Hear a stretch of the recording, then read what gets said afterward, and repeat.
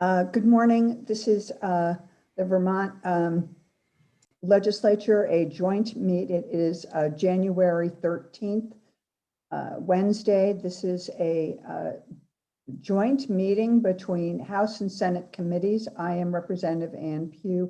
I chair the House Human Services Committee, and our committee is joined by the House Healthcare Committee, and as well as the Senate Health and Welfare Committee. We will be focused today, beginning our three session joint meetings around focusing on the response to COVID and as well as what we need to do going forward. Before we take testimony, it probably makes sense, since this is the first time all of us have gotten together, if we introduce ourselves to each other, because at least on mine, we are over two screens. Might I suggest, with all deference to our Senate colleagues, that we start with the Senate, and then Representative Lippert, if your committee would introduce themselves. I don't know if there is an order that you all have, and then we can end up with House Human Services introducing ourselves as we have in the past we'll start with the vice chair and then go around the table. Senator Lyons, if you would like to start. Sure. Good morning, Senator Jenny Lyons, and I chair the Health and Welfare Committee in the Senate. And I will now turn it over to our vice chair. Senator Lyons, perhaps you might, just because we're also introducing ourselves to each other, you might say where you're the senator from or something. Yeah. Oh, I'm happy to do that. I represent Chittenden County District, and that's good. And if you would like further information, let me know. Thanks. Hi, good morning, everyone. It's nice to see so many faces on the screen. I'm Ruth Hardy. I'm the Senate Health and Welfare Vice Chair, and I'm also brand new to the committee, so it's very exciting to work on these issues during a pandemic. I am from Addison County, and I live in East Middlebury. And good morning. I'm Senator Cheryl Hooker from Rutland County. I live in Rutland City, and I'm also new to the committee, so looking forward to working on all of these important issues. Josh? Good morning, everyone. Senator Josh Terenzini from Rutland County. Nice to see everyone today and meet so many of you. I am new to the Senate, and I look forward to working with my very talented committee, and I wish everyone a great day. Senator Terenzini, is your father in the House? Depends who's asking, Representative Pugh. But yes, he is. Yes, most of you know Representative Terenzini, who is my father. So, well, I have a soft spot for people who have connections to the House, such as Senator Hooker, who served in the House. Senator, Representative Pugh, we all have close connections. You have muted. You've gotten I'm muted. sorry, I didn't want to mute that comment. We all feel very connected to the House. Why, Representative, I was going to say Representative Pugh is becoming a bit of a family business for us Terenzinis. So great. Thanks for having me. Representative Lippert. Okay, was that everyone from the Senate committee? No, we're missing one more, please. I thought there was one other, actually. Yeah. I'm Senator Ann Cummings. I'm, other than the chair, the one returning member to the committee. I think that makes me the senior. I represent Washington County. I live in Montpelier. And my daughter was recruited but did not run for the House. Okay. So shall I go, Representative Pugh? Yes, please. Representative Bill Lippert. I live in Heinsberg, and I chair the House Healthcare Committee. And I'll turn it over to our vice chair. Representative Ann Donahue from Northfield, Vice Chair. Representative Houghton, I'm ranking member from Essex Junction, and I'll turn it over to Brian Chena. Hello, I'm Representative Brian Chena from Burlington, Vermont, and I'll turn it over to Woody Page. Hi, I'm Woody Page. I'm from Newport. I represent Orleans District 2, and I actually sit to the right of Representative Terenzini, but I'm not making a political statement on where I sit. But he's a very good seatmate. Thank you. Would you pass it to another committee member, Woody? Oh, yes. Yes, I'll pass it on to Representative Cordes. Thank you.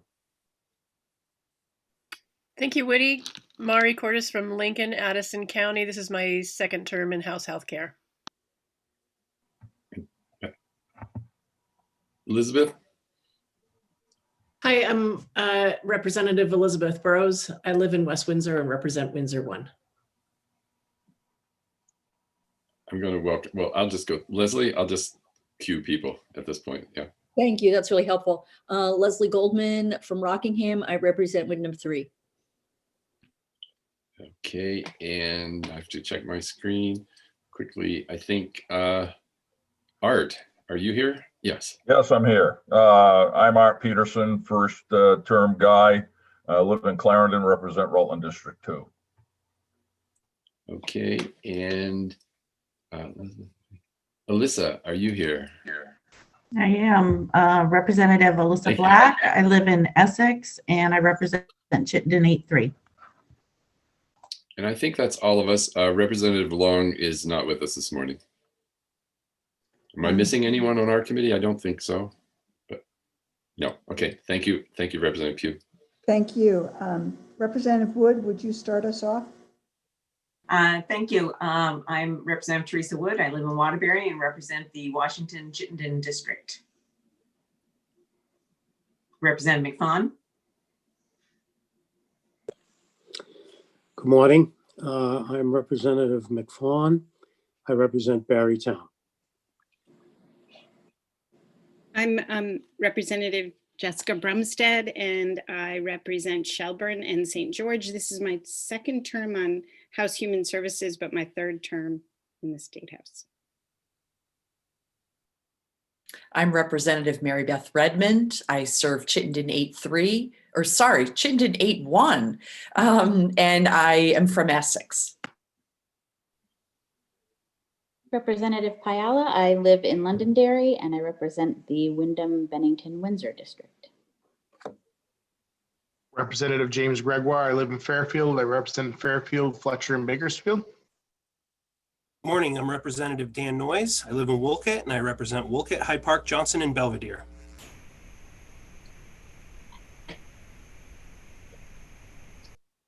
Representative Rosenquist, are you here?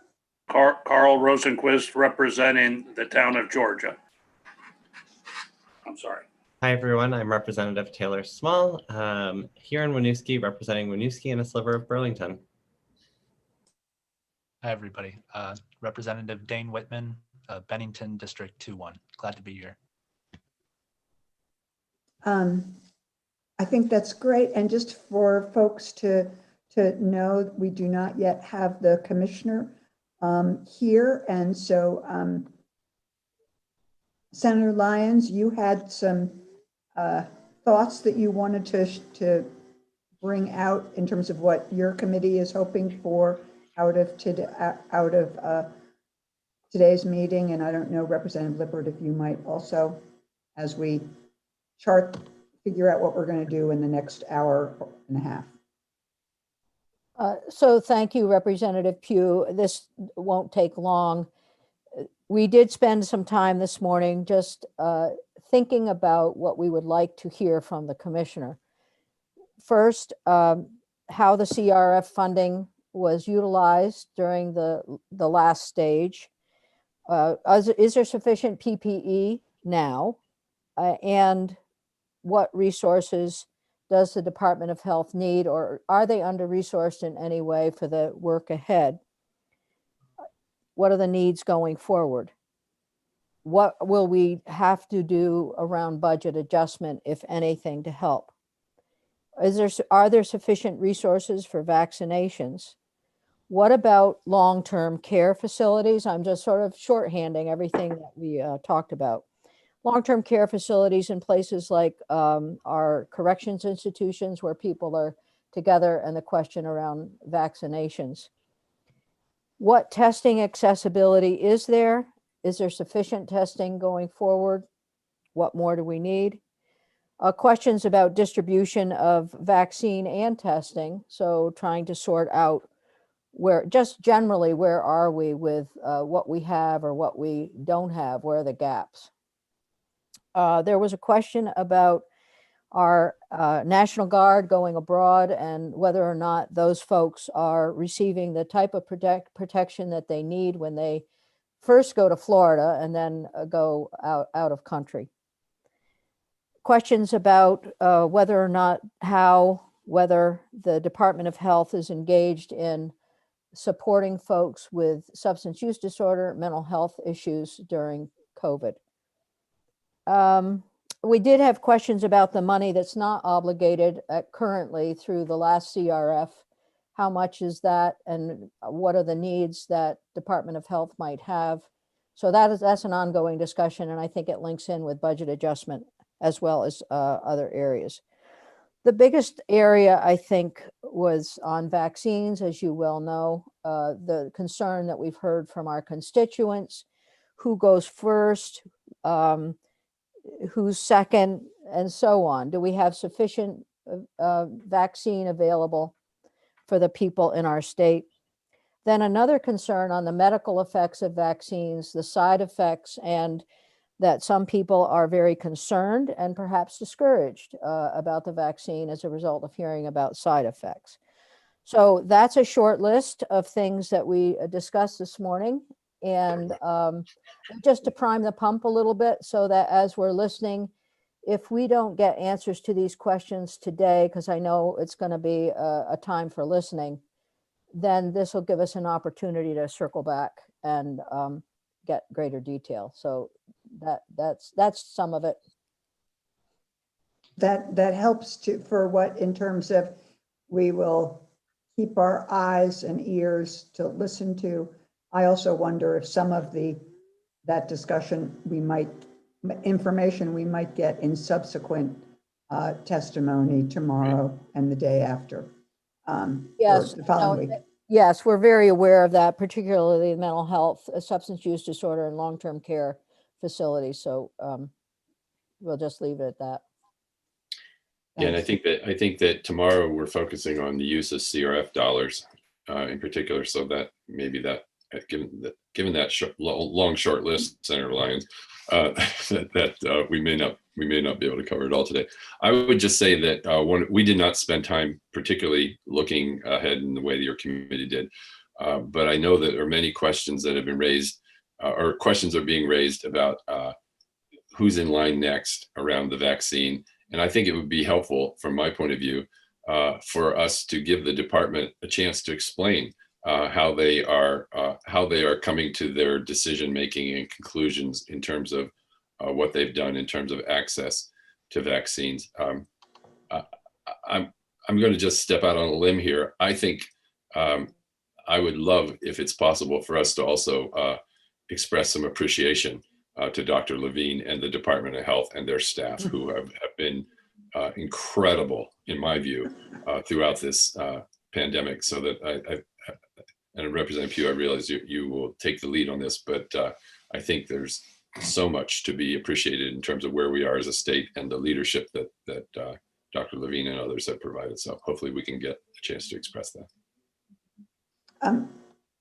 Absolutely, and Representative Lippert, I was sort of thinking of starting welcoming Dr. Levine and expressing our appreciation and our thanks and our undying gratitude to him and to the staff. Are you suggesting that both you and Senator Lyons have an opportunity to say that as well. Would you like that as well? Well, however it emerges is fine. I'm happy to have you express it on our behalf, but to make. Yeah, I agree. I mean, we have limited time with him, and the more he can be speaking and the less we're intruding, I think the better. We are, no surprise, he is a man who is very busy and who is being pulled in many directions. He is not yet come on board yet, so we have some more opportunity to have a conversation amongst our three committees. Senator Lyons, you and your committee members have the opportunity and the luxury, you may not see it as a luxury, of interacting with both House Healthcare and House Human Services. As we, in the House side, we share many things as it relates to health with the Healthcare Committee focusing and primarily, I mean, not to say that we don't, with healthcare and with the Human Services Committee in that area being more focused on what I might call public health and the social determinants of health, as opposed, but of course being overlapping. So you get to do twice the work that Representative Lippert's committee and as well as House Human Services. And I imagine this year that our three committees will work together as well as we have in past years. Well, I think our committee looks forward to that. We were so productive last session by working together and consolidating our efforts. I think it's a continuum, just as we talk about a continuum of care from the medical to the public health and social services. I think we are very interested in staying connected with both committees. And even though we work twice as hard and get half the pay, we're very pleased to do that. Senator Hooker. Just on a rather somber note, recognition that today marks the 10th month that we left the State House. And it's kind of sobering to think of that. And when we think of all of the work that's gone into navigating through this pandemic, it's certainly, Representative Lippert, is appropriate for us to thank Dr. Levine and all those who've had a part of that. But 10 months, it's incredible. And if I may, Representative Pugh, also that reminds me, I was about to say this, but it is 10 months since we worked so collaboratively between our three committees to do emergency emergency COVID legislation that we, I think as you say, we left the State House having already taken initiative to set in motion emergency COVID legislation, which we moved through both of our bodies. And one of the things we talked about in our committee this morning was the need and desire for all three of our committees to review what we did in terms of those emergency COVID pieces of legislation and to see if there's any updating, extensions, et cetera, that we need to be doing. So that's not necessarily our major agenda here with Dr. Levine this morning, but it's certainly an important top of mind joint agenda for our three committees as COVID really is our primary and initial focus going into this session. So, thank you. Thank you, Senator Hooker, for that reminder. That's right. It's a dire reminder, but we've been lucky. And we've also been very fortunate to have the Department of Health that we have, and the people listening to a science-based decision-making. I do want to go back and circle back very briefly around what our concerns were about the CRF funding that we've just been through. And that, I guess, the key question is, does the Department of Health have the resources that it needs currently and going forward? And that relates as much to the money as to the just the stamina and the support services that it might need. So want to emphasize that. That was, I forget who made that recommendation. We have such a good group. They're all making great recommendations. So came from the whole committee. It sounds like a very important question to have the answer to. I might suggest that we ask it in a slightly different way, because you're in charge. Okay, and when I say that more in terms of what is it that you or a public health, a health department needs to adequately and sufficiently respond, and then we can ask what they have. I guess part of my it may be challenging to say you don't have enough.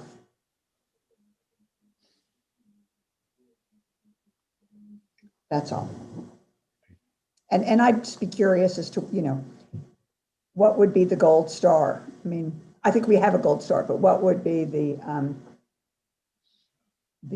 ideal set of factors for a public for a response?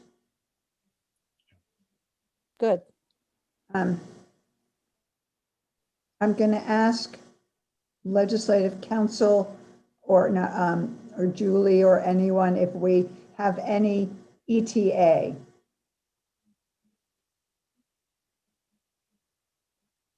For Madam Chair, this is Julie. I'm checking with his assistant. Okay.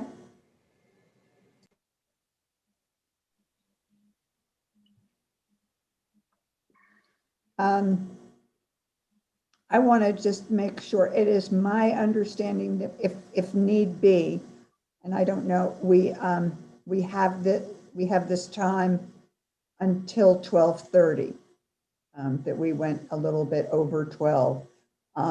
Some people I know have other commitments. And Representative Lippert is looking at me as if this is total news. Well, I'm being reminded if I had known it beforehand. Thank you. Well, and I also know. I think there was an early discussion about that, but it's frankly slipped my mind. Oh, Dr. Levine is currently in the governor's press conference. Okay, is it? I thought that was. Madam Chair, what I knew about was he was at a Chamber of Commerce meeting until 10:30 and then would be joining us. So news. Oh, no, Representative Cordes, I'm sorry. A mistake. Perhaps looking at something, I was like, oh my heavens, we're really having lots of press conferences now. It's Wednesday. There should be no press conferences on Wednesday. Right. So can we, perhaps while we're waiting, just to recap what our plans are for tomorrow, and then I think we're together again next Wednesday, I believe. That what we've talked about today, and do you mind, Representative Pugh, if I just quickly go over that? I think that then tomorrow we really are focused more on the use and the impact of the CRF dollars that we allocated last year. I think we're going to start tomorrow are we starting at 9 tomorrow? Is that my memory? Is that correct? Yep, we're starting at 9 tomorrow, and we have And we're hear a from very extensive list of folks testifying. right, but we're going to start with the Agency of Human Services and Sarah Clark, who's their Chief Financial Officer or Chief COO. I'm not sure what her actual title is. Am I correct? We'll be hearing from her, and then other constituent groups. Yep. So just to remind folks that, and I'll say this again tomorrow morning, but this is a very packed agenda. We're all going to want to hear much more than we're getting. And there's Commissioner Levine Levine is- is in the waiting room, and I'm going to, there he comes. Okay. Fabulous. Good morning, Commissioner. Oh. Good morning. Good morning. Welcome and thank you. Thank you for being here. Commissioner, as you are aware, you are testifying in front of 3 committees. We are trying to be somewhat respectful of your time and not asking you to say the same thing to 3 different committees. So you are testifying in front of Senate Health and Welfare, House Human Services, and House Healthcare. Today I get to be the facilitator, and Senator Lyons and Representative Lippert will jump in when I make a huge mistake or things like that, or miss something. But before I turn it over to you, I really want to say publicly on behalf of, in particular, our 3 committees, but really on behalf of the legislature and the people of Vermont, thank you. Thank you, thank your staff, thank your calmness, your focus on science, what your team has put together has challenging over the past 10 months. We were reminded that this is 10 months that we have been in this place, and what you have spearheaded, what you have been the lead on in terms of moving this state, in terms of addressing and dealing with this pandemic is nothing short of incredible. The results, even though they're the results in comparison to what the rest of the country is, I think speaks to you and the leadership that you have provided and the incredible work that your staff has done, leaving their existing jobs to really focus on this. So thank you very much, Commissioner. Well, thank you for the kind words. I wish we could just put the check mark in the box and say we're moving on to the next item and talk about the things we used to talk about with your committees, but we'll get there. We have a ways to go. In communicating with Julie Tucker, it sounded like the emphasis you'd like me to take this morning is very much in the vaccine arena. Is that totally correct, or are there other things you want me to preface the vaccine discussion with regarding anything? We probably have an agenda that would take 3 weeks. In terms of some specifics, yes, vaccines, the vaccine rollout, is there enough, how you're making the decisions, and perhaps the differences in who is getting them in terms of issues of equity is of course issue. But then there is, everything from what does the health department, or what does a health department need? What do you need in order to respond, for the state to respond sufficiently to this, whether it's in terms of PPE, whether it's in terms of vaccines, whether it's in terms of testing. So there's all of that kind of piece. And this is your first opportunity to share with us the response. And I'm going to look to Senator Lyons and Representative Lippert, if they wanted to add. Listen, I thank you, Dr. Levine, for being here, but I'm not interested in adding at this point. I think there's enough on that plate. So I just look forward to hearing what the commissioner has to say. Yeah, let me second that. Again, welcome, Dr. Levine, and let's start with what Representative Pugh has outlined, and then I'm sure we'll be able to pick up things from there. Sure. And in terms of time allotment, I'm not going to get carried away and talk for hours, but how much time I should talk versus the Q&A portion of this. I almost want to say talk as long as you want. I'm looking at Senator Lyons and Representative Lippert, but we could spend 3 hours with questions. And I think on some level, what we need is information first. Okay. And we have, just to let you know, I don't know what you have, we have until 12:30 if need be. I don't know what your time constraint is. Yeah, I was listed as 12:15 on my schedule. Okay. Okay. That works. So that works for us. Thank you. Okay. So I'll have a few slides that I'll bring in later on if I can actually finesse the sharing part. Doesn't always work well, but let me do without slides for the beginning. I'll talk a little bit about where we are right now, before we get to vaccine, where we are right now in the pandemic. Why is it different now than it was before?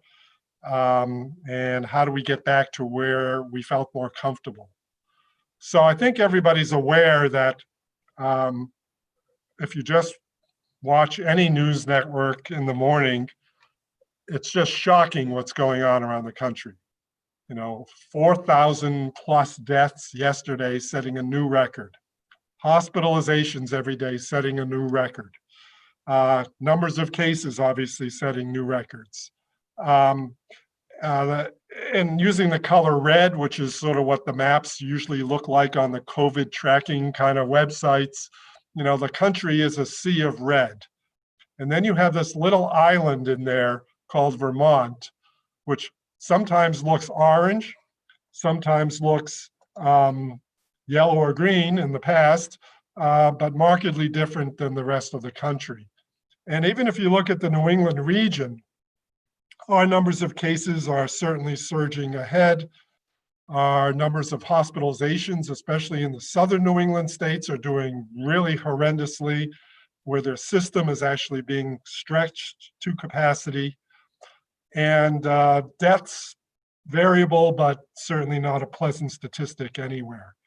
I have to say that Vermont has joined that movement, but in a much lesser way, which is great. But certainly, we're not used to the numbers of deaths we've been having in our state. And yesterday at the press conference, I mentioned that we are now at a new high in hospitalizations, though we're nowhere near close to threatening the capacity of our healthcare system or feeling uncomfortable about where we are at that point. So everybody knows we spent the majority of 2020 contending with this new novel virus, but in a pretty good place when it came to our numbers of new cases on a daily or weekly basis, our percent positivity of our tests, and certainly our hospitalizations and deaths were almost negligible. I like to think that most of that is because we have a state that does prioritize health. Its citizens prioritize health. We always rank number 1 or 2 or 3 in the different metrics that people use to say who's the healthiest state in the country. It's a good place to start when you start encountering a pandemic, to have a population who believes in all of that. And then the cooperation and collaboration and compliance of everybody in Vermont has been of an estimable help in us getting to where we've gotten to.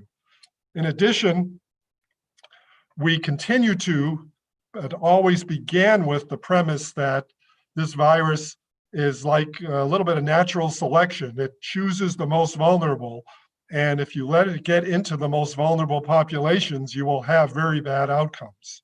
So we tried from the start to protect our elders, those in congregate living situations. We had very restrictive visitation policies.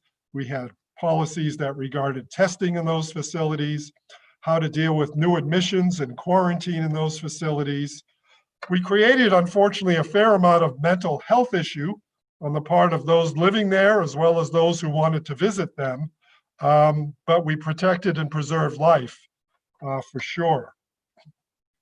I won't spend a lot of time on what we've done in terms of how we got to the stay home, stay safe, and then how we opened up the economy and the various sectors in our state over the course of the year, except to say that it was done only after a sufficient degree of viral suppression had occurred. And then when it was done very slowly and deliberately and in a phased pattern, so that we always could have one incubation period of virus, which is 14 days, to watch what the impact of our previous move was before we moved to the next move. And I think that was very, very critical as part of that effort. So that's sort of a summary of where we were through most of the year. And then, as you have noticed, cases have increased here to numbers we've never seen before. Not that they've spiraled out of control, but they're certainly higher than ever, as are our hospitalizations and deaths. Most of that is due to this transition in the season. We're now indoors more naturally, and it would make people want to congregate together more in unhealthy ways because they can't be spread out like they might be out of doors. We also had several major holidays, starting with Halloween, Thanksgiving, Christmas, and New Year's Eve, all of which have their own independent impact on the case rates that we've seen. We also have this phenomena called pandemic fatigue, which is real, and it's apparent, and it's understandable. And it takes a lot of rallying to get people back into a rhythm where they can appreciate that again and hold on just a little bit longer, so to speak. So that's very, very important. But I want people to understand a little bit about the strategies we've used during 2021 and the latter part of 2020 that were different than what we did in March and April, where we shut down the state and had a stay home, stay safe posture. Now we feel very confident we can be, as it's sometimes termed, more surgical, more strategic in our approach.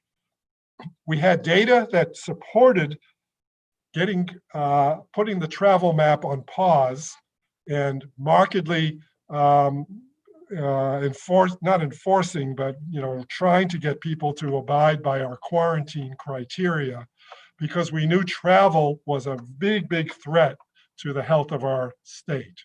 We also knew that even modest-sized gatherings were a huge contributor and would become even a more vibrant contributor with the holidays to disease in Vermont. Those are the two things we prioritized as we began to look at how to manage ourselves in this critical time period. You'll notice there was not a lot of change in retail or in other commerce. There was not a lot of change in schools or childcares, which by and large have remained open. And though there are cases sporadically, they've done quite well.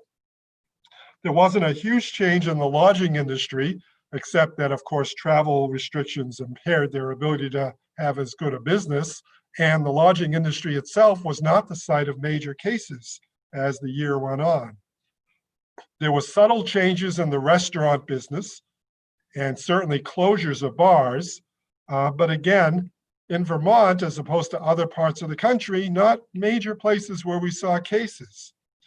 And you'll note we still allow one-on-one contact, whether it be a healthcare setting or a barbershop or a hair salon. And we still allow people to go to fitness centers and gyms that are abiding by all of the guidance we provide, because again, these are not where cases happened in Vermont. So a very surgical approach to a significant problem. What we're seeing now is a little hard to predict because hospitalizations and deaths lag behind as indicators the numbers of cases. But we're seeing cases not taking off necessarily. You know, we've made it through the 14 days post-Christmas. We're just about now 14 days post-New Year's. So we're watching very closely to see if there's any further impact. But if we can kind of hold our own where we are, that would be very, very favorable and markedly different than a lot of what surrounds us.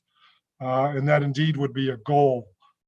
In addition, we will be watching this hospitalization rates very, very closely and the ICU beds, especially because on our eastern border with Dartmouth and on our western border with some of the UVM health network like Plattsburgh, those places are unable to take a lot of new admissions. They're unable to take transfers with higher acuity problems. And that means many of our Vermont patients who would have gone to Dartmouth, or many of our Vermont patients who would go to the UVM Medical Center, will now be a little harder to get them out to Dartmouth and a little harder to get them to UVM if a lot of the New York State business is coming into the academic medical center. So we have to watch those numbers very, very closely because they are having surges on both of those borders. With regard to deaths, we've seen a little bit of a tapering off, if you will. It's really a race to get vaccine into the long-term care facilities quickly enough and get them immunized. Immunization is not a strategy to deal with the pandemic in terms of an outbreak, but it is a strategy to deal with our future and prevent future deaths. So that's kind of how we're looking at all of that.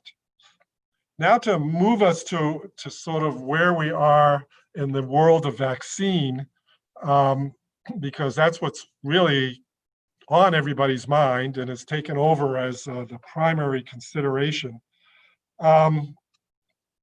Let me sort of divide this into categories. First of all, until further notice, we are completely at the mercy of the federal government when it comes to how much vaccine we will have to deliver. Everyone knows we have phase 1A, which is the healthcare workforce and the long-term care facilities, residents and workforce. We anticipate by the end of the month, all of those will be taken care of. And in some parts of the state, the healthcare workforce is actually taken care of already. The long-term care facilities were part of a federal pharmacy partnership that every state but West Virginia entered into. And we're working our best to move that faster, but it wasn't designed to be as nimble and fast as we would have designed it. So it's taking a little longer to get through those facilities. 3 pharmacy chains at work all have their own skilled nursing facilities, assisted living, and residential care facilities to get through for 2 doses of vaccine. They're using the Pfizer, which requires the most strict storage requirements. That process is taking longer than we are comfortable with.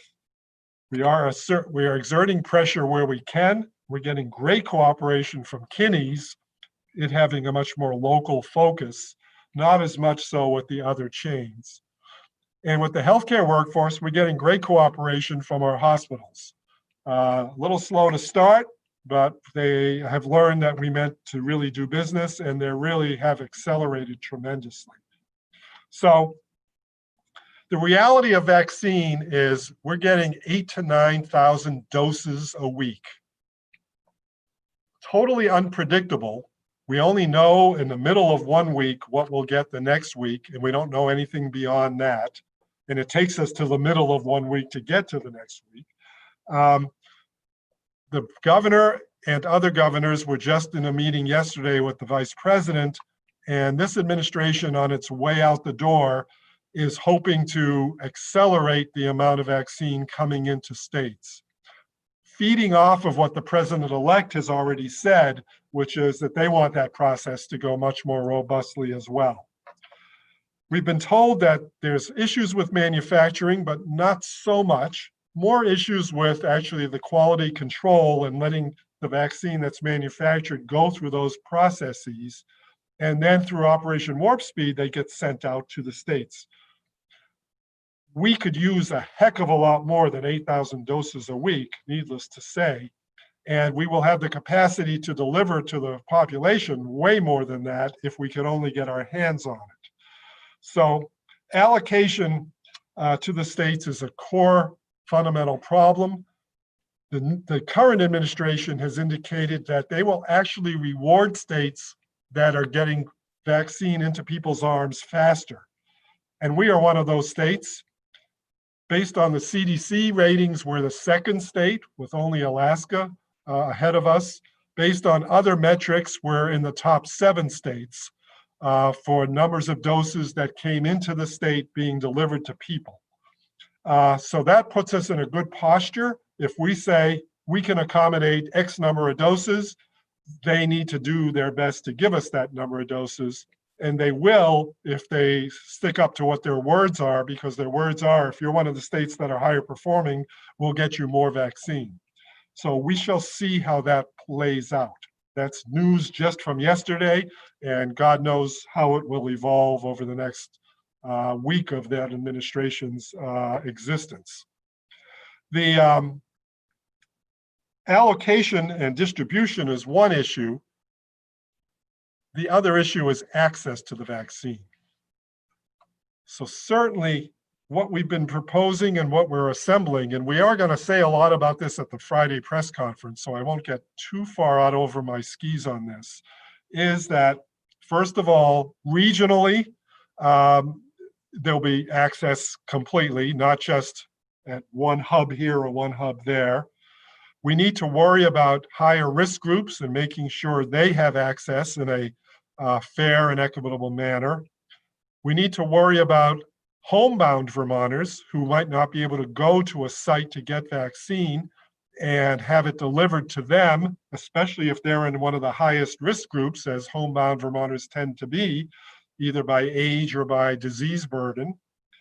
And then we need to worry about those populations that have not fared as well with the virus, who we need to actually provide equitable access to, like the BIPOC population. And the BIPOC population is interesting because it's actually a bifurcated population. There's, if I could call it, the more traditional BIPOC population, which I would regard as African American, Hispanic, and indigenous people in Vermont. And then there's the new American, as they're called. I'm not sure I like that term, but that population, which tends to be younger, skews on the younger end. So by our traditional metrics of who's going to do worse with the virus, well, being older, sicker people, they're not going to qualify into that metric like the more traditional population would. And we need to take that into consideration because they're just as important. And as we know from some of the outbreaks around the state, they have suffered disproportionately from the virus thus far. So all of that is being taken into account, if I may put it that way. The variables are federal, as I mentioned, their manufacturer level, their number of platforms that vaccines are prepared with. Right now we have Pfizer and Moderna. People are really getting optimistic about several other platforms getting approval end of January or into February. Some of them may have actually been part of the Operation Warp Speed, where they've already been provided with funds by the federal government to have manufactured something that they never knew would come to fruition or not. So there'll be a little bit of a supply already available. And then the other variable would be uptake by the population. And I get asked even now, how many people are refusing to take the vaccine? Don't have a really good handle on those stats this early in the game. We know that people in long-term care facilities are taking it at high rates if the consent process can be gotten through quickly enough. because many of them are not in a position to provide that consent, so it needs to be family members. We know that the staff at long-term care is not so great. We know that healthcare workers in general, surveys have shown early in the game 50% uptake, more recent surveys 70 to 80%. Herd immunity is supposed to be somewhere between 70 and 90%. Nobody actually knows with this new virus. So, and we hear regionally different estimates of the percent of the healthcare workforce that's taken the vaccine. We also hear that many people in week 1, 2, and 3 said no way, and now that they've seen their colleagues not drop dead and still walk around the healthcare settings, they're saying, oh, maybe I'll take it now. So they're coming in sort of as a laggard.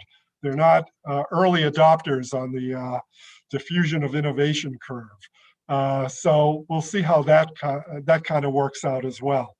I don't know the general population in Vermont, what number that will be.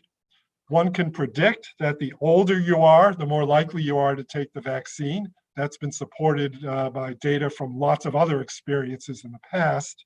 But besides that, a little hard to tell. We always have a vaccine hesitant contingent in Vermont, like there is everywhere in the country and in the world. Hard to know how big that is. Often those are people that you can't actually convince to take a vaccine. And God forbid it be a novel vaccine, a new one from a novel virus, because it's even true for the traditional vaccines for those individuals. But we don't think they amount for more than a certain small percent of the entire population. So we'll have to see how that plays out. We do believe distribution should be somewhat on a per capita basis, acknowledging where people live and don't live in Vermont. So it should be equitable in that manner. That's the way we've kind of done it with the healthcare workforce. I'm not sure how successful we've been, because again, it's all real-time data, really hard for us to tell. People always ask now about the priority groups, and I'm going to try to share my screen, and if I can't do it, it's not the end of the world. Can anybody see a slide on there? Awesome. Hopefully just one slide. Yes. All right, and I'll even, so some of this you've heard at press conferences. Now, did I just change things? Yes. How's that? Back to that slide. Okay, perfect. We have 3 priorities in Vermont. And I would love to say that all 3 could be accomplished concurrently without compromising one for the other. Priority 1, which I'm going to say first, is having less cases of COVID that lead to less hospitalizations and that lead to less deaths. So in a nutshell, priority 1 is saving lives, preventing more Vermonters from dying from this virus. Priority 2, and you're going to sense that I'm putting these in an order, but please don't accept this as a rank order. Priority 2 is keeping our kids in-person instruction in school. And where they aren't yet in in-person instruction, making sure they get to that point. Because we know how much our educational system, our kids have suffered in both hybrid environments and in worse. And priority 3 is, of course, an economic priority to keep our economy thriving and reopen as much of the business world as we can and have it go back to the way it once was, non-pandemic time. All I'm going to say is our North Star right now is saving lives. And we're not mincing words about that at all. We're not saying that schools and teachers and workforces and businesses aren't important. We're just saying the preservation of life is what we've all chosen. And when I say we all, this is from the governor down, and this is not just the Vermont Department of Health, that we've all chosen as our North Star right now. So if you look at this slide, you'll see that every age band of 5 years has a case fatality rate associated with it. Case fatality rate means of all the people who get COVID in that age range, how many are dying? You can obviously see that the majority of deaths from COVID in our state occur in people over age 65. And certainly the older you get, the higher the risk gets.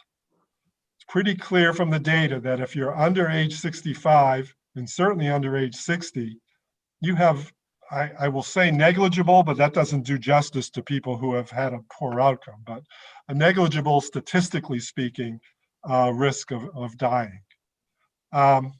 So that data has informed us tremendously about our approach to the virus. Looked at another way, in terms of a heat map, you can see on the left March and on the right where we are now for dates. All the deaths again are occurring in those age brackets in these very peak times of the introduction of the pandemic and now the sort of surge that's happened worldwide and certainly nationwide and region-wide. It doesn't mean you have no risk if you're younger of dying, but you can see that the majority of our deaths have been in those older age brackets. And certainly 70% of our deaths have been in older people who are in long-term care facilities as well. Many of them not necessarily so sick that you would say that they were ready to die in their life cycle, but they succumbed at a time of an outbreak. The purpose of this slide is to show that it's essentially somewhere between 35 and 50,000 people in each of those 5-year age bands. No matter what age you look at in the state of Vermont, that's how it breaks down. What it means is if you have a strategy of vaccinating everybody over 65 first to prevent deaths, you're already in the ballpark of 125,000 people. Now, having said that, some of them are in long-term care, but really there's only about 6,000 people total across long-term care settings. So that's negligible when you're looking at 125,000. So most of that 125,000 hasn't actually been taken care of yet. This slide just shows a little bit about who's high risk and what high risk means. So if you're high risk, which generally means age or having a chronic condition, which I'll get to in a second, you have a big chance to have a longer illness, a more severe illness, an illness associated with hospitalization, or God forbid, an illness associated with eventual death and succumbing to the disease. Probably something everybody kind of knew, but there's data to support that as well. And then lastly, today we have the CDC with its advisory committee on immunization practice. And then in Vermont, we have our own advisory committee on immunization that's making suggestions to us all. They're looking at these chronic health conditions that are called high risk. A high risk health condition means if you have that condition and you get COVID, number one, you're probably more likely to get COVID because you had the condition. But number two, you're more likely to have a severe case of COVID. And obviously a severe case means hospitalization and or death. So most of these make a lot of sense. Emphysema, COPD, heart disease, kidney disease, cancer, or some other chronic immunosuppressing illness or set of medications, like for an organ transplant, something like that. Nobody's going to argue with any of those, but also on this list from the CDC is obesity and severe or morbid obesity. If you start saying we're going to vaccinate just obese people, that's way too much of the Vermont population. And God forbid, if you were in another state, it's really way too much of the population. So there's questions if that should remain on the list. Likewise, smoking as a poor choice in lifestyle habits, but should that remain on the list compared to some of these other diseases. Pregnancy obviously would only involve a small number of people at any one time in Vermont. You know, we don't have that many births per year. That's one of our problems in Vermont, actually. But at the same time, pregnancy is now recognized as a higher risk condition. And the OBGYN world is doing a lot of shared decision-making with pregnant women, but it's erring on the side of vaccination more often than not. So let's see. A few other issues on vaccine. And so I presented, you know, this kind of data to you to show you why everything we've been messaging to date is talking about people who are older and people who have high-risk conditions as the priority populations. If we do nothing else right with our vaccine protocols, we need to reach these populations sooner than later if we want less people dying in Vermont. So preservation of life is key. Just a couple other points to make. Phase 1A, of course, is the healthcare workers and long-term cares. The strategy is what I just said. That still leaves a lot of Vermonters who haven't yet received vaccines, so we will discuss those in a minute. How long will those priority phases take to get through? Well, we do the math. If we get 125,000 people who are older, we have maybe another 100,000 who are younger than that, but have some of those high-risk conditions, and you're getting 9,000 doses of vaccine a week. It's going to be shorts time by the time you get to the next population.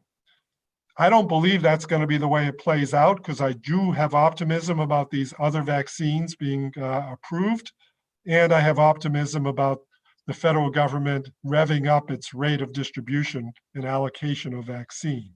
But I'm just giving you the math as if it were today. That's a lot of weeks. Just to get through the 75-year and older, 50,000 people, you're talking 6 weeks. So if we started at the end of January, beginning of February, it would be March before we even got to people 70 to 74. I think it's going to be faster because of the things I just said, my optimism. But everybody in the state, including people on this Zoom meeting, I'm sure, are saying, when can we get the vaccine? Because it's a very personal thing as well. If you believe in the vaccine and you see it as a potential pathway forward for yourself, you want to know when you're going to get it. And it takes some good forecasting to be able to tell people that. And we need much better transparency from the federal government than we've gotten yet to help answer that. But you can tell that many of the we's are going to be not in the groups I just presented, and that's going to be many months down the road. Why should I trust the vaccine? Number one, because even though Operation Warp Speed is a cool Star Trek kind of thing, and I'm a Star Trekker person, I won't call myself a Trekkie. The fact of the matter is, the vaccine was not developed at warp speed, cutting corners, not paying attention to quality and performance measures, not gathering the right data, not looking at outcomes over a period of time. We can trust the vaccine. It's also a new platform, these two that are out, the messenger RNA platform. People are scared of that because it's never been used for another infectious disease. But it's not the first experience the scientific world has had with mRNA, and it won't be the last. And some of the other vaccine platforms actually are older technology, if I could call it that. And how will the vaccine impact getting back to normal? Here's where I always talk about the dual pathway. The fact that we have a vaccination pathway that hopefully gets us closer to herd immunity sometime in the future, but it's going to be many, many months of masking, distancing, avoiding crowds, etc. All the guidance that you've been given ad nauseum is going to continue to be given well into the summer, possibly till the early fall, maybe later fall. We can't really pin it down just yet, but certainly for the winter and spring right now, unless we continue to do all of that, people are going to get sick from COVID because there's going to still be enough virus around. I truly believe what many pundits have said, every infection prevented does help lead to health and economic recovery. It's just so clear. And look where we were in the summertime last year. We really had done a great job of preventing a lot of infections.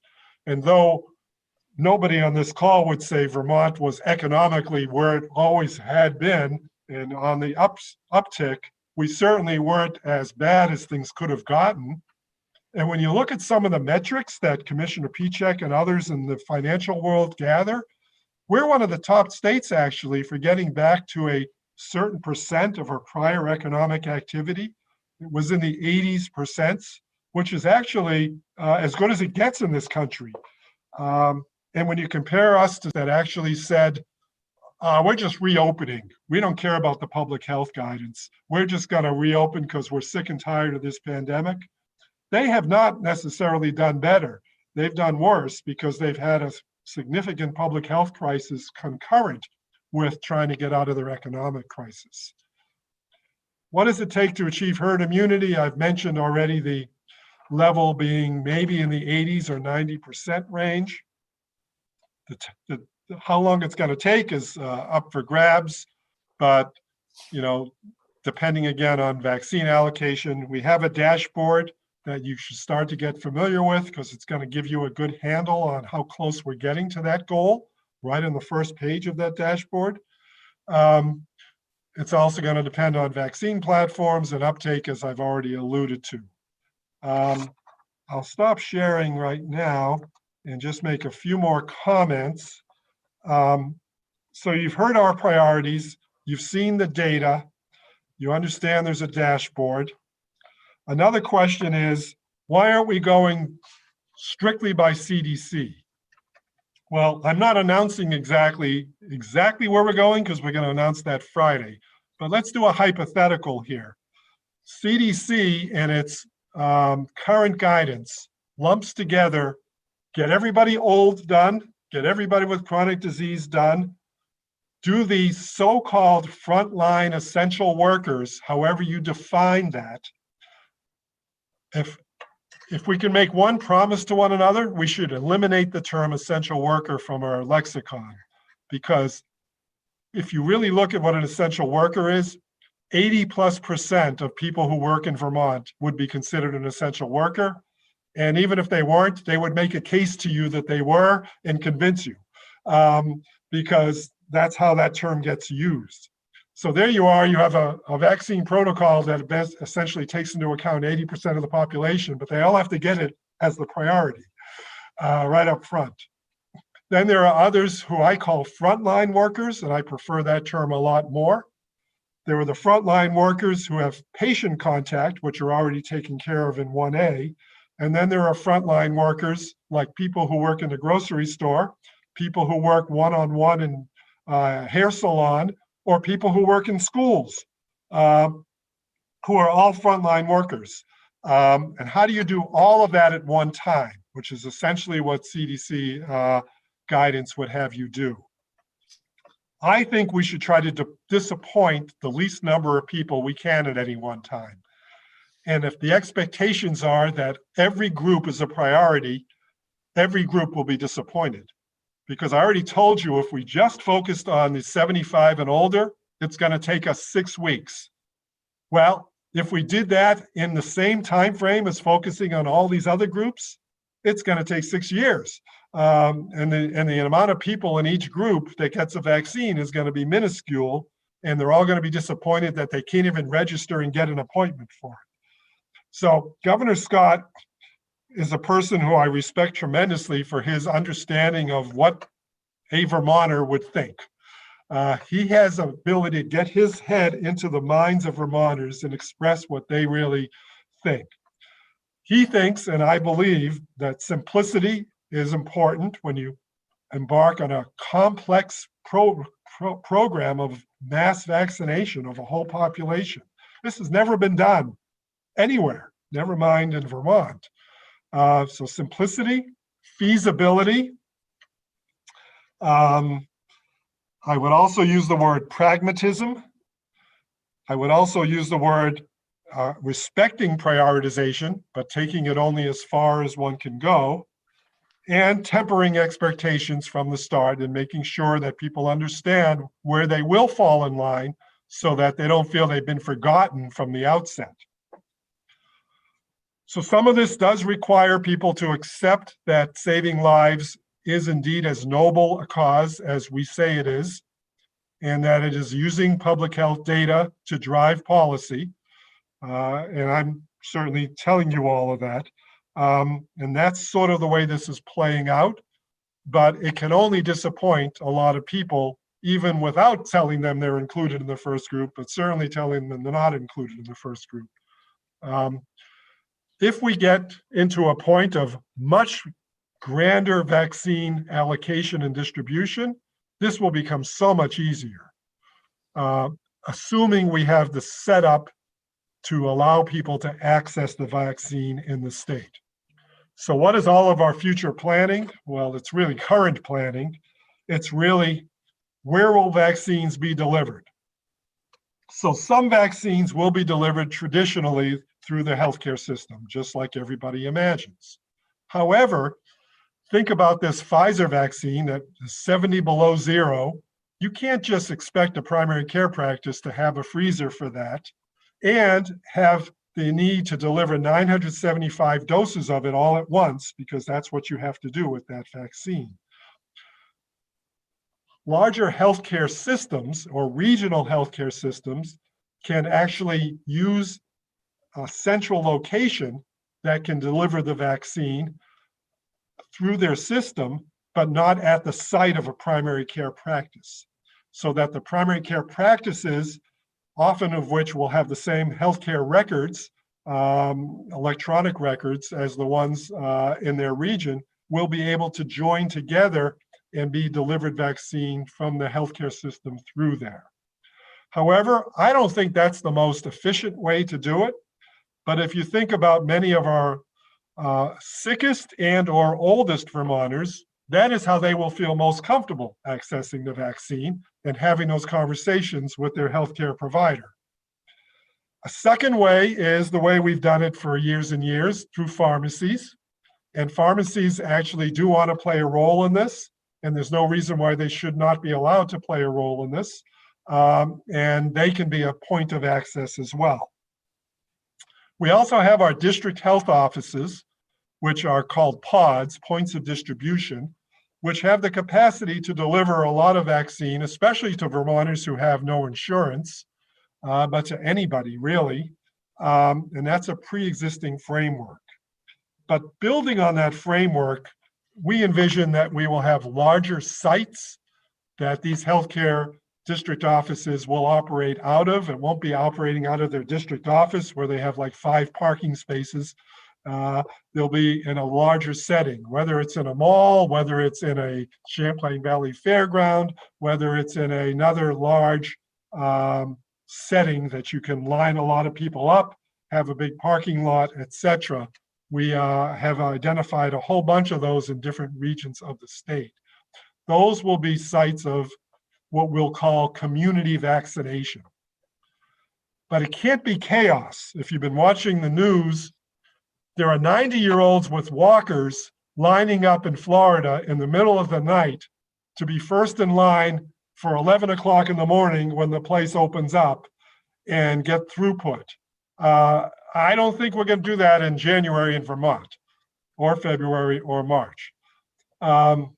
There are other places where the registration systems are crashing left and right.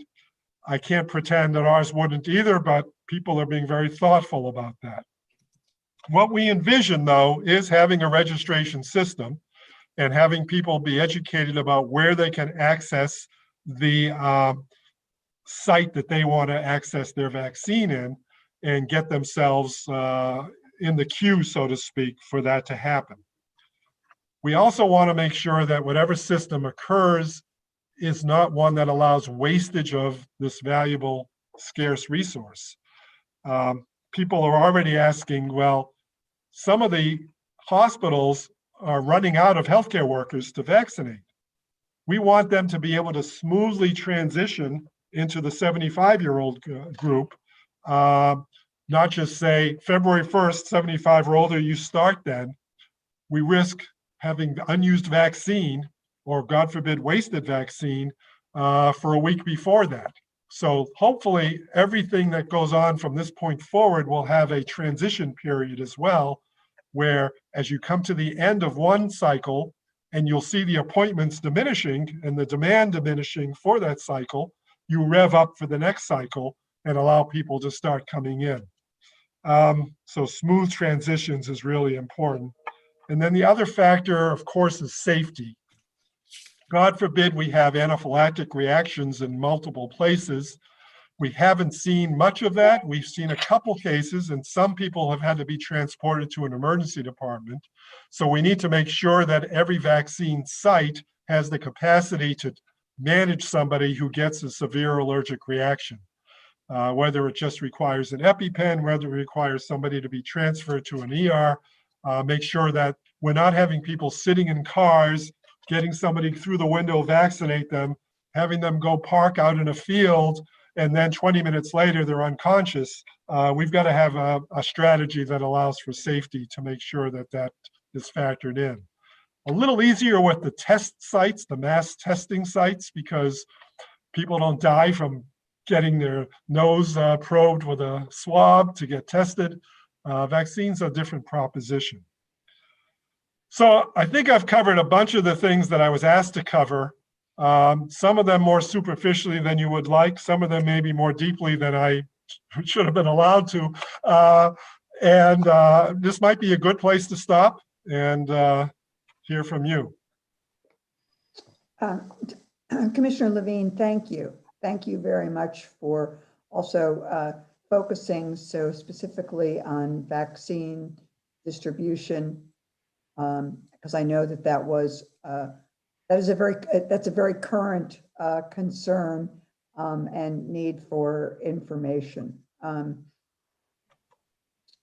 I guess I would want to begin before I ask for people to raise their hand with questions. Commissioner Levine, I believe there is a web page. Where should people, where should we be as legislators directing our constituents to ever-changing information about vaccines? Yeah, so everybody's familiar with just the COVID part of our website. You go to the VDH, healthvermont.gov, and go to COVID-19, and then you can automatically, within the COVID-19 part of the website, go to the vaccine pages. And within those, you can actually go to the dashboard page, the public-facing dashboard, which will give you a sense of how many doses of vaccine have been delivered to people thus far. Thank you. And as I said, we're one of the best states, even though the number won't look very impressive when you look at it. Thank you. Right now, we have 3 questions on deck. We have Senator Lyons, we have to go first, and then we have Representative Small and Senator Hardy. I can only keep 3 at once. So in that order, and then we will continue. And there's a chat box too. I haven't really been keeping up with it because I've been talking. But I am hoping that the people who wrote on the chat box will raise their hand, because sometimes questions evolved and might have gotten answered. Senator Lyons. So thank you. And thank you so much for a comprehensive overview of what's happened and where we're going. And I think we all get it. I really do. I guess the question that is never answered adequately for some of our teachers and educators is how come? How come we haven't been prioritized? And I think it would be extremely helpful if you could address that question. And then the other question I have is I hear the comment about staff needs and needing folks who are available to do testing or vaccinations or other services. So if you could address each of those, that would be extremely helpful. Thank you. Yeah, and publicly, we're going to have to say stuff this Friday about many of the things I've talked about. And God forbid any teacher in the state think that we don't value what they do and we don't think they're important, and respect what they've done and sacrificed for to date. But again, in a policy of trying not to set unrealistic expectations for a scarce resource, there are harsh realities which are unfortunate. I do know there are states that are trying to do everything at once. And I don't know how, they can possibly create any sense of real expectations that are practical as well as realistic for anybody who falls in the categories that they're vaccinating. And then we just heard from Health and Human Services in Washington yesterday that they just think everybody over 65 should be vaccinated. Well, we do too, but can we just do that?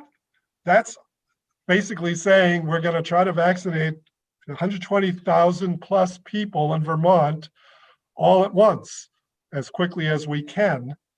And that's going to create unrealistic expectations and disappointments as well. So this is sort of what we're in now. The only thing that will help it will be better allocation of vaccine to the state, and the state being prepared, no matter what number of doses come in, to be able to deliver those very expeditiously. And indeed, that is our goal.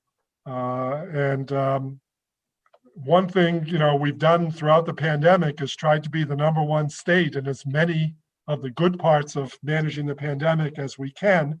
So that will certainly stretch to vaccination as well. We want to be up there in the top states that are doing a good job doing this, so that people who are teachers or in other frontline work will appreciate that maybe we'll get to them faster than anyone would have imagined. Can you briefly talk about the transmission of COVID for the younger age, Yeah. kids versus adults and so on? I think that is also very illuminating. It is very illuminating. So, we spent a lot of time and worked in a very multi-component team that had pediatricians, pediatric infectious disease, public health, school nurses,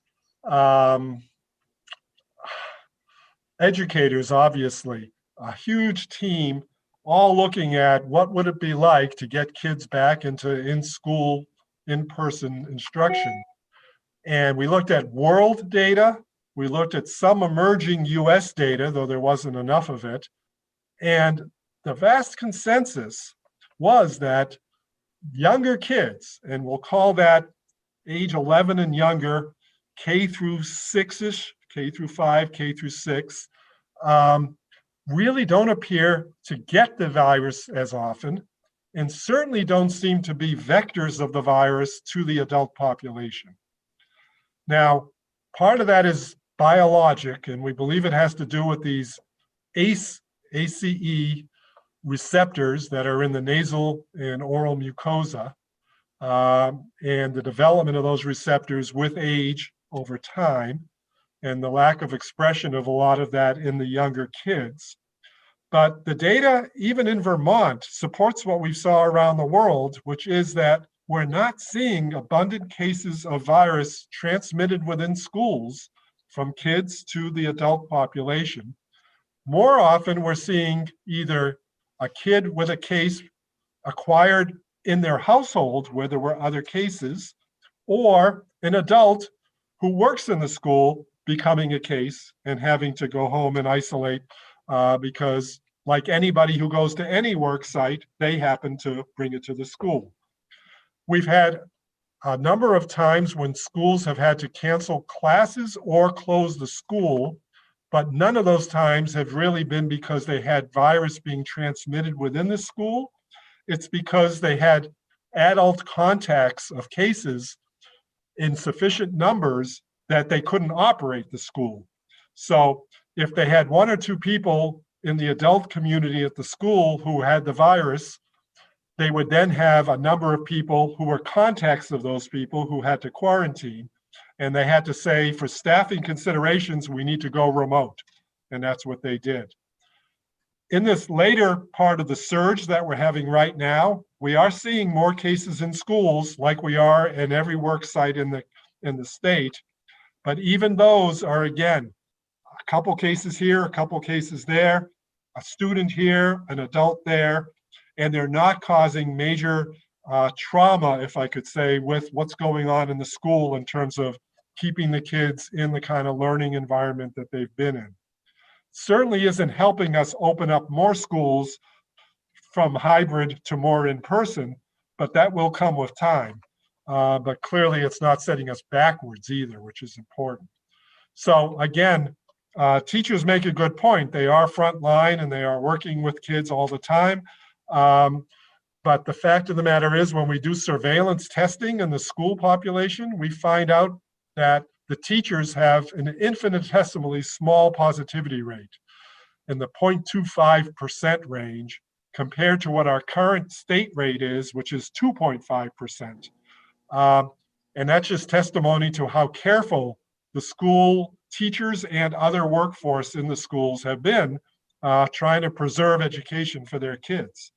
And I would love to be able to reward them for that, move them to the front of the line, but we got to get through this higher priority, as I said, of saving lives first.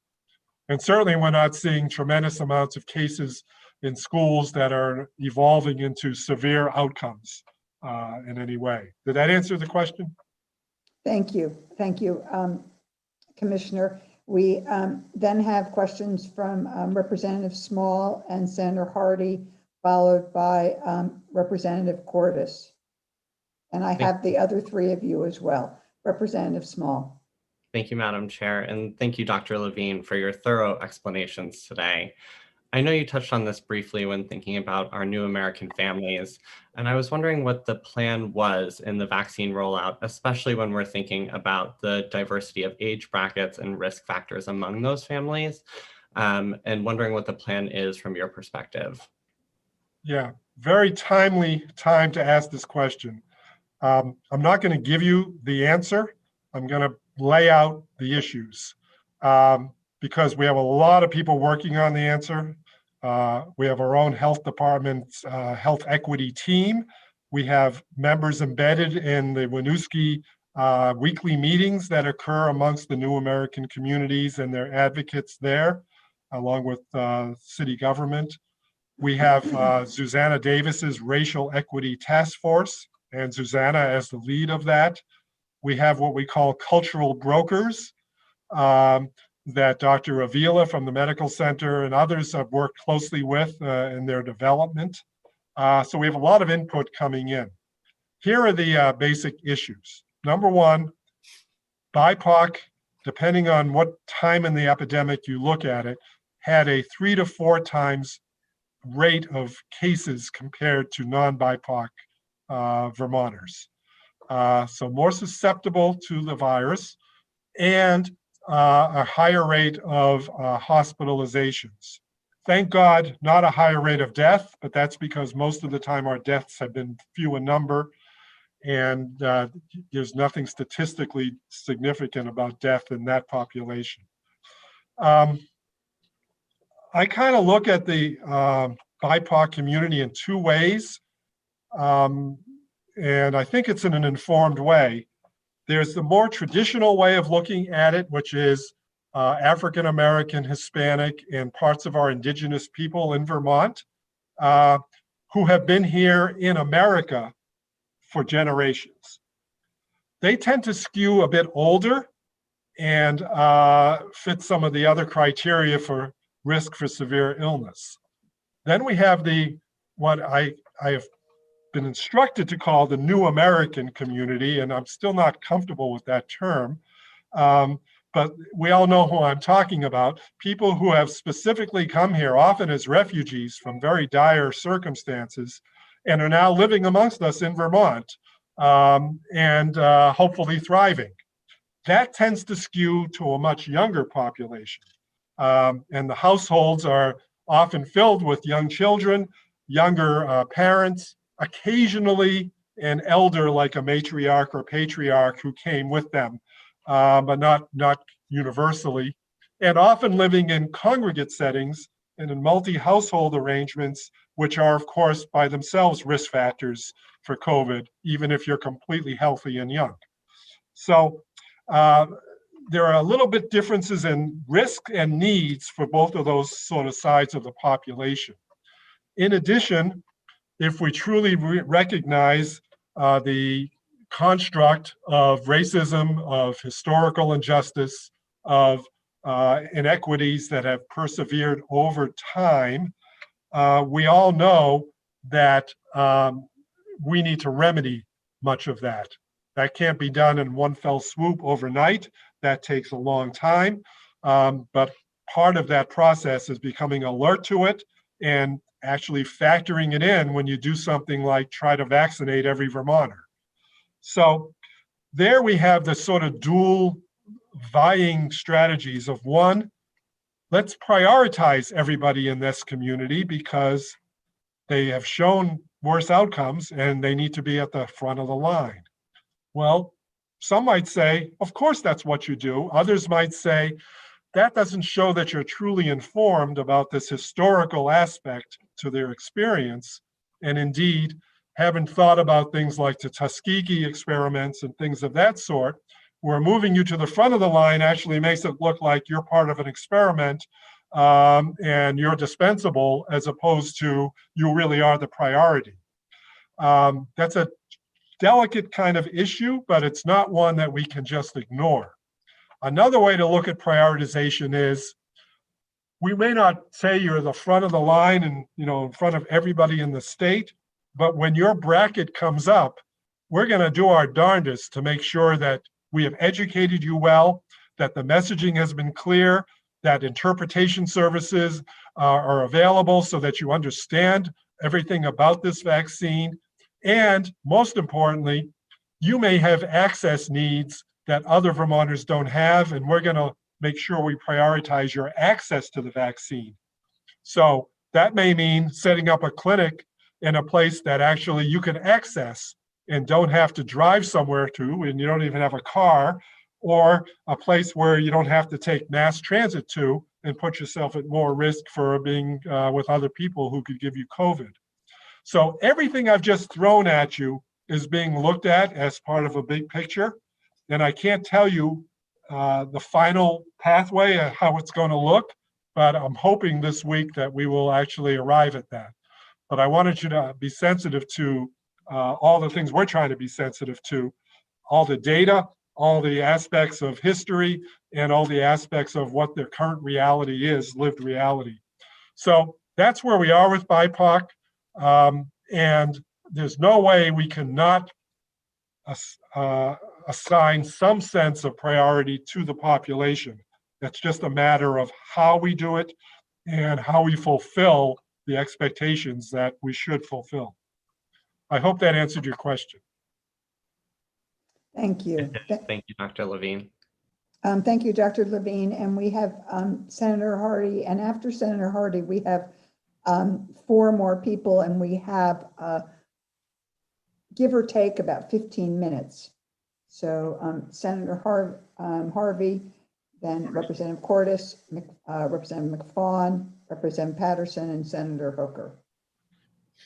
Thank you, Representative Pugh. And thank you, Dr. Levine. It's really good to see you. And thank you to all of your staff. They've been amazing and just incredible work that you're doing. So thank you on behalf of all Vermonters. I have a few questions. I'm going to just list them all and then let you take it from there. I appreciate your comments about long-term care facilities. I've been in touch with Commissioner Hutt about this. This is a particular concern of mine right now because, as you said, the rollout to long-term care facilities has been slow. It sounds like a lot of it is beyond your control, unfortunately. But I'm wondering if you have explored any possibilities of taking control because you're doing a better job at it than the feds are. So they're people in these facilities that have been in isolation and that are, have all these other impacts on them going on 10 months. And so I just wondered if you could speak a little bit more to that. The second thing is in terms of schools, I echo the question that Senator Lyons asked, but I'm wondering, digging deeper, and there was a little bit in the chat about this, there are certain staff members in our schools that are essentially healthcare workers, frontline healthcare workers in the jobs that they're doing, school nurses in particular, some paraeducators and special educators, and some counselors in schools. And I'm wondering if they are included in the A1 category and are getting vaccinated now. I spent my off session as a substitute in a school, and I see the work that they're doing on the front lines that is the equivalent of healthcare workers. And I'm wondering if they could potentially be included in this first list. And then my last question, then I'll let you take it away, is I'm getting a lot of questions, as I'm sure we all are, about when it is my turn, how do I sign up for a vaccine? Will there be some kind of online system like we have with testing? And what is the plan for the sort of logistics of signing up for your vaccination? Thank you. Great. And I can be briefer with these answers on these too. With the long-term care, we have exerted some pressure. That's worked with one of the 3 pharmacy chains very well. The other 2, not so great. We've explored having some of our hospital systems deliver some of the vaccine, and they've had some enthusiasm. The problem is we don't want to screw up the entire system because the way the vaccine comes into the state as part of this federal pharmacy program is pretty programmed. And we don't want to disrupt it in a way that will interrupt second doses or will interrupt even getting the first doses to the right places that haven't gotten them yet. Because these pharmacies have schedules set up over the ensuing weeks. It's just we'd like them to speed up those schedules. So we have not abandoned looking at it, but we are being more cautious because of the fact we don't want to screw it up. Second thing about the schools, school nurses were clearly in 1A. 1A, we've tried to message the fact that it's patient-facing. Now, I know that that can be interpreted broadly too, because I've heard from plenty of teachers, even my daughter, who is in another state, but has cleaned up her share of vomitus on the floor and on a student's clothes in the 2nd grade. So does that make her a healthcare worker? Most people in their own businesses and whatever don't have to go to that extreme and do that, but teachers do. You mentioned paraeducators who may be exposed to a higher risk population as well. Right now, the definition is not included in healthcare workers. We've tried to be fairly strict and specific about that. Patient-facing, and patient being truly a patient, not a sporadic kid who gets sick and comes to school ill. I know that's not going to be super popular, but that's kind of how the line has had to be drawn just to be effective in messaging how that works. Thirdly, there's going to be a registration system, and the date for that is later this month. I won't give you a precise date because then I'd have to be held to it, and I'm not part of the ADS part of government. They will hold themselves to the date, but that will have a very simple program because there's going to be some questions that have to be asked that allow people to know if they should just go get their vaccine or if there's some steps in between in terms of getting a physician's decision-making involved, allergy issues, things of that sort. There'll be the basic demographic stuff they have to input, which will be very straightforward. And then there'll be, depending on where they are in the state, where their options are for getting the vaccine and where appointments are for those options. We know that some of the people who are in the older age strata will probably want to use the telephone more than the technology. Not to be totally stereotypical about this, because there's plenty that are well-versed, but we know from other systems that experience tells that many will want to use the telephone. So we're going to have a apparatus, and we're already contracting with other firms to make sure that that's available as well. So if people need help with registration, they can just do that. They have to still know that it's time for them to do it, though. And that's going to be, through the press conferences, through mass media, through social media. There'll be a lot of ways to let the population know that their turn is up, whether it's an age-based or another basis. So I'm hoping that will go smoothly. I've never seen anything in the IT world go as smoothly as it was advertised, so I make no promises. But at the same time, a lot of good effort is going into this, and we'll need to have some faith. Thank you. I just hope that if you're not able to vaccinate people in school buildings, that you are cautious about your plans to try to get all the students back into the school buildings. I think that's going to be really tough if you're not able to do more vaccinations for our teachers and frontline workers in schools. Yeah. And just to make one other quick point, I think you're all aware, but the two vaccines that we're using right now, the cutoff age is 16 and 18. So we're not even able to vaccinate the students that the teachers are concerned about because we don't have a vaccine that's been authorized for use in the child population yet. I'm hoping that will change, but so far that's what it is. We now have about 10 minutes left. So Representative Cordes, followed by hopefully Representative McFawn and Representative Peterson and Senator Hooker. Might I suggest that those of you at the end that you put your question in the chat, and we'll then send it to him if we don't have time. Representative Cordes. Thank you. And Commissioner, it's good to see you speaking as a healthcare colleague and a legislator. Senator Hardy asked my question about the frontline educators that work closely with kids toileting, etc. So my next question is a comment and maybe a consideration for us legislators in that we may be able to help with this issue. I volunteered at UVM Medical Center to assist with immunizing people and was told that I couldn't because it would be putting me in overtime. So I would like to advocate for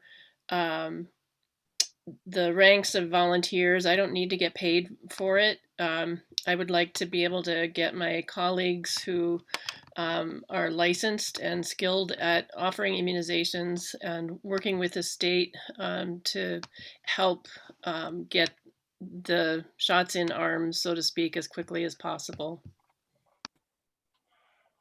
And indeed, we have this entire entity called the Medical Reserve Corps, the MRC, where a number of people have come forward already and had that same thought. I think we're integrating that into our planning process, but I'm going to have to check in on that later today during our vaccine meeting. But wonderful suggestion. And I agree, there's plenty of people that want to volunteer. They don't want to get paid to be part of the vaccination force. Thank you.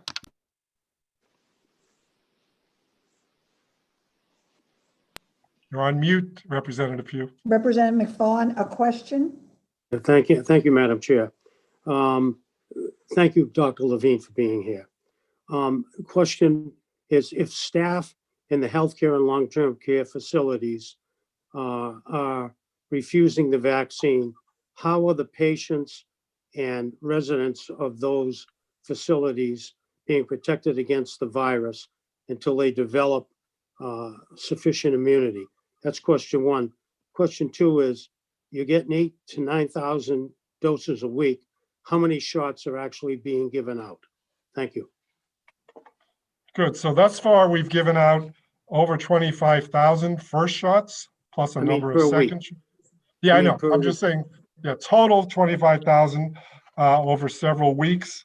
I believe, I'm not sure I can give you the number per week. I can give you the percentage of the vaccine that came into the state, how much we delivered to people. And the highest number we have was last week, which was 58%. Now you may go, well, gee, can't you do better than that? But realize 58% takes into account what you're getting in, what you have to plan to allocate at a future date. If it comes in on a Wednesday, which it does quite frequently, the healthcare system has to set up clinics based on when it came in so that they can deliver it. So they're going to set up a clinic for Thursday, Friday, Saturday, even though they wanted to do it Monday through Friday, but it didn't come in till Wednesday. Then you've got the pharmacy partners who have scheduled their long-term cares out for 3 weeks and have them sort of rationed in a way so they have enough vaccine for all of them. 58% is actually remarkable if you look at it from the way I've just described. That was going to be very different than the subsequent phases where we're no longer dependent on the federal pharmacy partnership. We're not totally dependent on the hospitals and the healthcare system, and we can basically get the vaccine to where it needs to get to keep up with the appointments that have already been set up in those locations. So we should be able to do way better than that, certainly in the 80s to 90%, knowing you'll always have to be withholding some vaccine just as part of your planning allocation for the subsequent week. It also gets complicated when it comes to second doses, but I won't even burden you with that right now.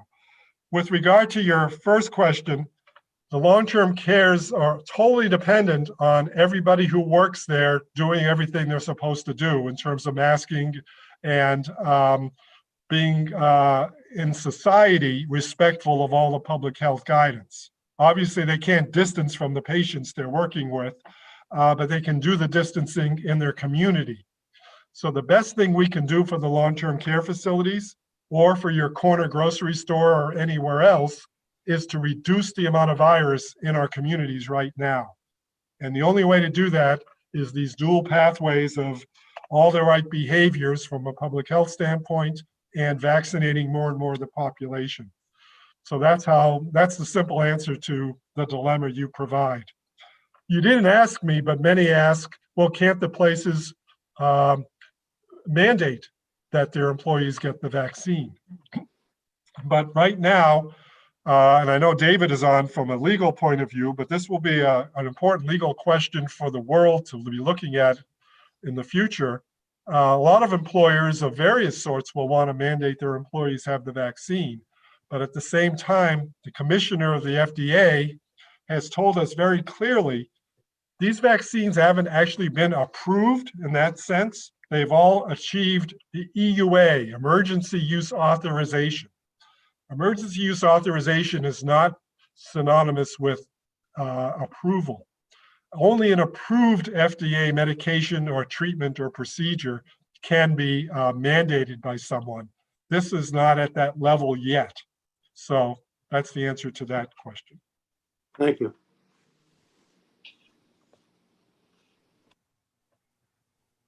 Thank you.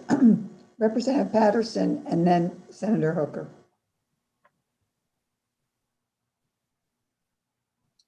Representative Peterson. Oh, okay. I didn't quite get the, sorry, Madam Speaker. Thank you very much, Dr. Levine, for a very informative presentation. You mentioned that we would get, or we're getting 8,000 to 9,000 doses a week, and you said we could do way better than that, or we could use way more than that. How many could we? How many doses could we distribute right now if it's more than the 8,000 to 9,000? Yeah, that's a challenge because we don't yet have these community sites officially set up yet. That will be another week or so. So I don't want to get ahead of that. But clearly, the hospitals have already told us in many cases that they could administer more than they've been getting right now because they're getting it on a per capita basis as well. And many of them have exhausted the healthcare workforce, so they can actually move into the 75-year-old band pretty quickly. So, you know, I would certainly say that would be in the thousands of doses across the state. So if I were so bold to say if we had doubled the allocation, we would find a way to get that in, I'm sure. And that's indeed what we're planning for, you know, even more than that someday. But right now, you know, just through our district health offices throughout the state alone, we could deliver 7,000 doses in a week. We're not even utilizing those right now. So that gives you an idea that we could go way higher. Okay, thank you. Thank you. Thank you, Madam Chair. Dr. Levine, I am amazed and very, very grateful that you and your staff haven't succumbed to COVID fatigue, and we're all benefiting from that. To direct the conversation away from vaccines for a second, I'm curious to know how contact tracing is going in the department. Have things been going well and continue to go well? Yes, so a number of weeks ago, we markedly enhanced the workforce in that arena. We're capable of contact tracing way over 300 cases a day now. God forbid we get near that number. We've been in an average of 160 over the last several weeks. Last night, I think the count was in the 100 teens, which I'd love to see that trend continue if that will happen, but that's not a trend yet. The contact tracing workforce is actually certainly more than adequate to the task right now. And when we look at our turnaround time, meaning connecting with a case or connecting with contacts within a 48-hour period, it's certainly in the 80s to 90s% that are being connected with. And often when they're not connected with, it's because we just can't find the person on the other end of the line, not because we haven't tried. So I'm not just trying to present a rosy tale here. We actually have really bolstered the workforce, and though many are new, they've come online and are doing a great job. Thank you. And thank you, Commissioner, and thank you, committees.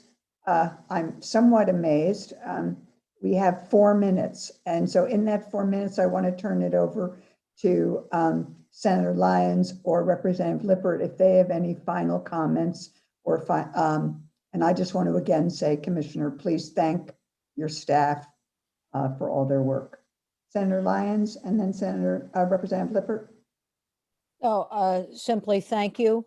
Thank you for your continued efforts. Your work keeps us from having COVID fatigue, and we greatly appreciate what you're doing.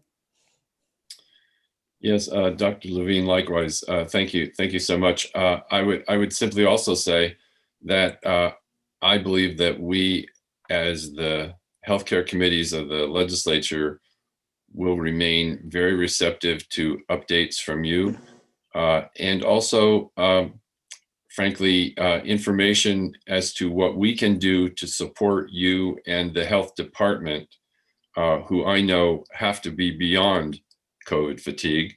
And from what we hear directly and sometimes indirectly, the level of stress on your staff, and I can't imagine on you personally, but let me say that do not be shy.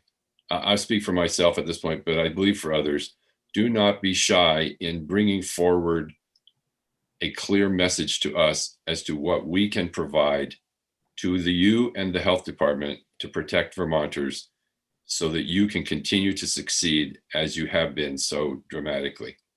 I do not want to learn that there was something we could do that we did not realize that we could do to support you and your department. So thank you. And again, thank you. Thank you all for your very kind comments, and I will convey them to the remainder of the department as well. As you've alluded to, it does take a village.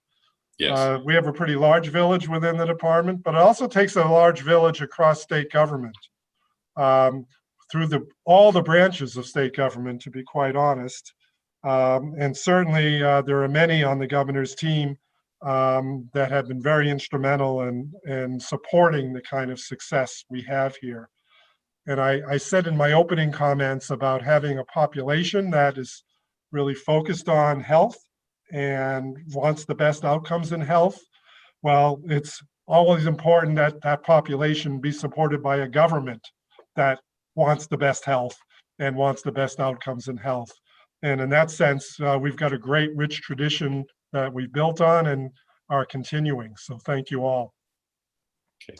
Thank you. And this ends the joint meeting with House Human Services, House Health and Welfare, and House Healthcare and Senate Health and Welfare on Wednesday, January 13th, with the focus on the COVID and vaccines with Commissioner Levine.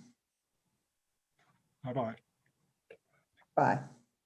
Julie? Yes, stop